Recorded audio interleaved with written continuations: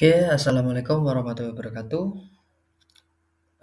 Nama saya Raka Birisara Sendria. Saya dari kelas IF 402, mata kuliah Komunikasi Data. Di sini saya akan mempresentasikan jawaban saya terhadap soal-soal yang diberikan di Edlink ya. Soal-soal UAS ada 5 soal. Langsung saja kita masuk ke soal yang pertama. Soal yang pertama itu jelaskan cara kerja pengiriman paket data antar komputer di physical layer. Oke, jawaban saya yaitu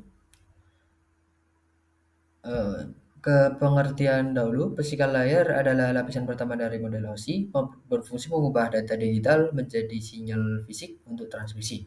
Tugas utamanya memastikan bit data 0 dan 1 bergerak dari pengirim ke penerima melalui media komunikasi. Oke, di sini saya menuliskan empat jenis ya, empat cara kerja pengiriman paket data. Yang pertama ada konversi sinyal. Data digital diubah menjadi sinyal listrik, biasanya menggunakan kabel tembaga.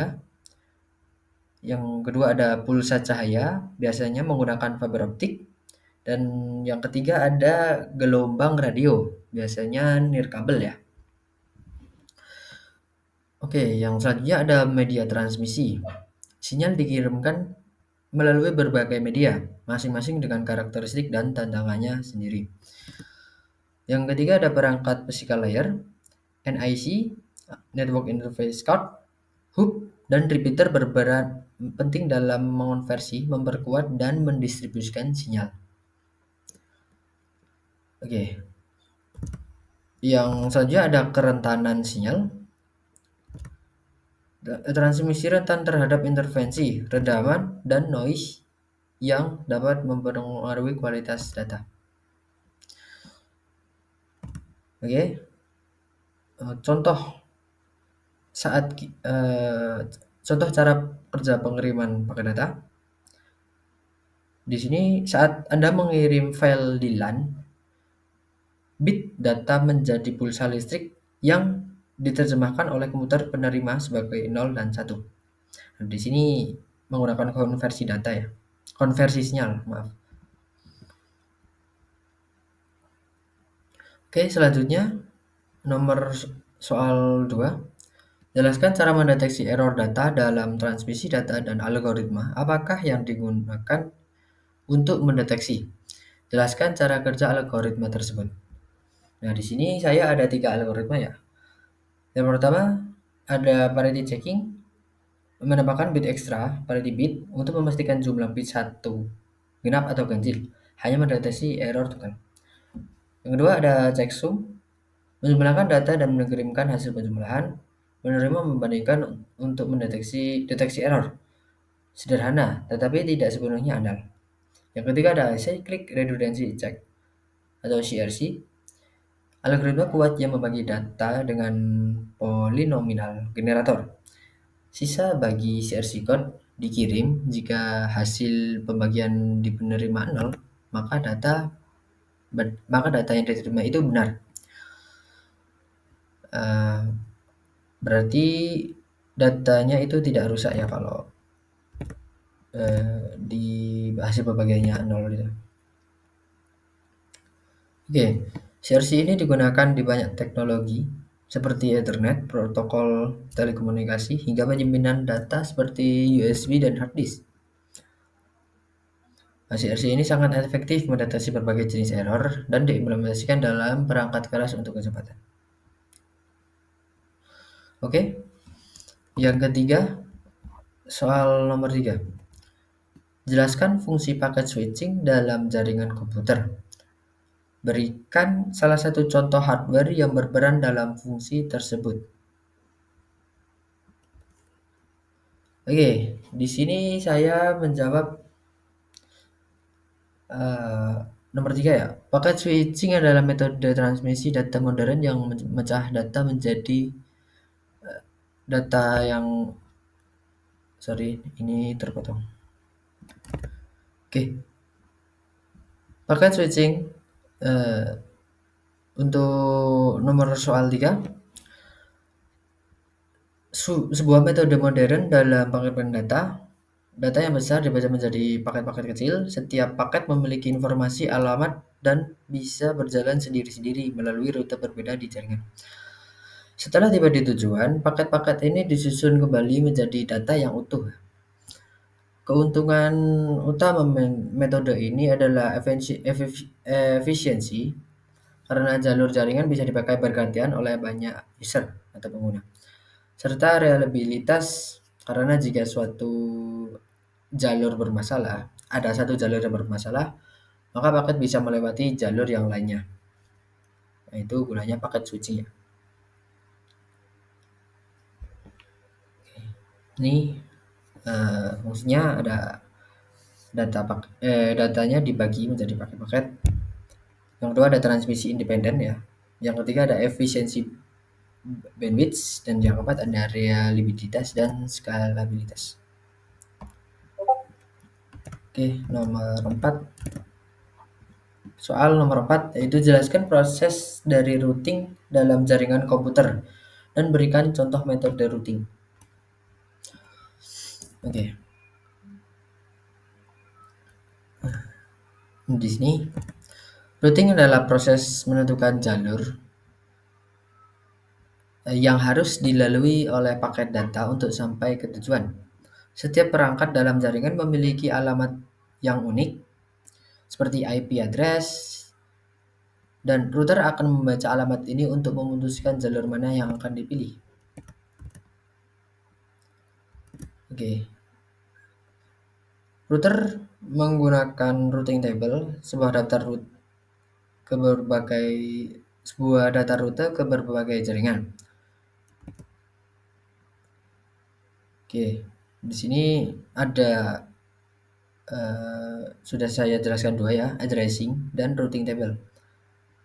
Dan selanjutnya ada yang ketiga, ada pengambilan keputusan. Router membaca alamat tujuan dan menentukan jalur terbaik di tabel routing. Yang keempat ada forwarding. Paket dikirim ke router berikutnya sesuai dengan keputusan. Metode routing, yang pertama ada static routing. Tabel routing diisi manual, jalurnya tetap cocok untuk jaringan yang skalanya kecil ya. Yang selanjutnya ada dynamic routing, router bertukar informasi. Router bertukar informasi otomatis menyesuaikan perubahan. Contoh, RIP menggunakan hop count untuk jaringan kecil sampai menengah. OSPF menggunakan cost bandwidth, lebih cerdas untuk jaringan yang skalanya besar. BGP digunakan antar ISP di backbone internet. Nah, ilustrinya, jika ada gangguan, dynamic routing seperti OSPF mengalihkan paket melalui jalur alternatif secara otomatis. Nah, itu merupakan ada 3 ya metode routing dynamic routing yang digunakan dalam skala menengah dan skala yang besar, menengah ke besar. Oke, selanjutnya nomor 5.